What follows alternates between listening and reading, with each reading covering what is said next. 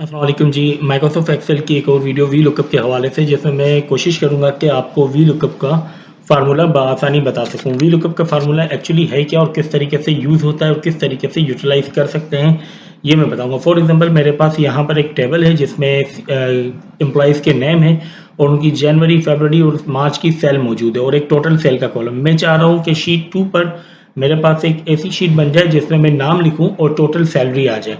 तो मुझे फार्मूला लगाना है टोटल सैलरी पे। यहाँ मैं करूँगा इज इक्वल टू, फार्मूले की बिगिनिंग करने के लिए इज इक्वल टू करने के बाद मैं यहाँ पर करूँगा वी लुकअप। अब यहाँ पर वी लुकअप आ गया।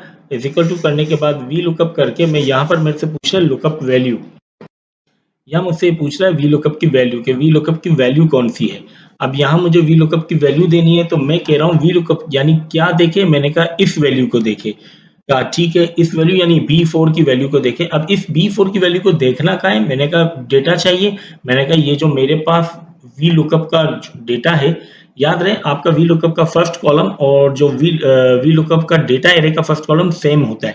ठीक है, यहाँ पर हमने कहा वी लुकअप का डेटा एरे, टेबल एरे हमने इसको दे दिया कि इसमें से वो जो वी लुकअप B4 की वैल्यू है उसको फाइंड करे। कहा ठीक है, इससे फाइंड किया। फाइंड करने के बाद रिजल्ट क्या दे, मैंने कहा ये जो मैंने टेबल एरे दिया है इसमें 1 column, 2 column, 3 column, 4 column and 5 column, 5 column को रिजल्ट के तौर पे शो कर दे। और यहाँ पर मैंने कॉमा लगाया तो इसने कहा कि अप्रोक्सीमेट मैच चाहिए और फिक्स मैच चाहिए। मैंने कहा नहीं, एग्जैक्ट मैच यानी फॉल्स कंडीशन चाहिए। यहाँ पर मैंने कर दिया ब्रैकेट क्लोज।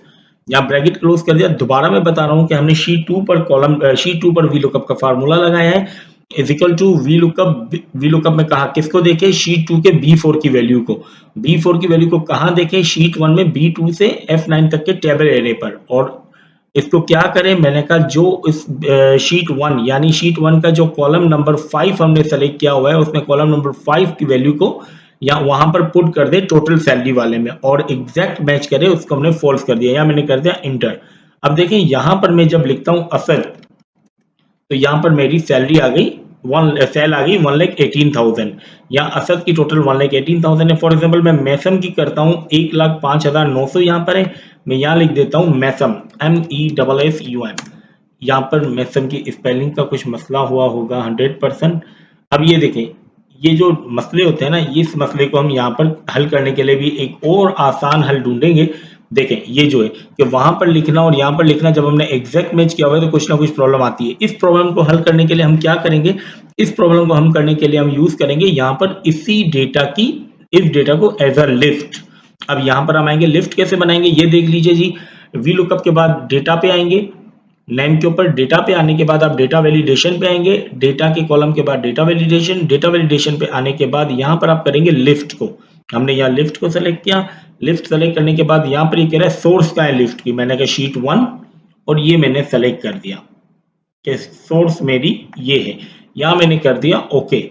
जैसे ही मैंने ओके किया, अब देखें यहाँ पर शीट 1 का डेटा की लिस्ट आ गई। अब मैंने मैसम किया, ये देखें मैसम की आ गई। मैंने सेलेक्ट किया अब्बास, ये अब्बास की आ गई। या मैंने सेलेक्ट किया हसन, या हसन की आ गई।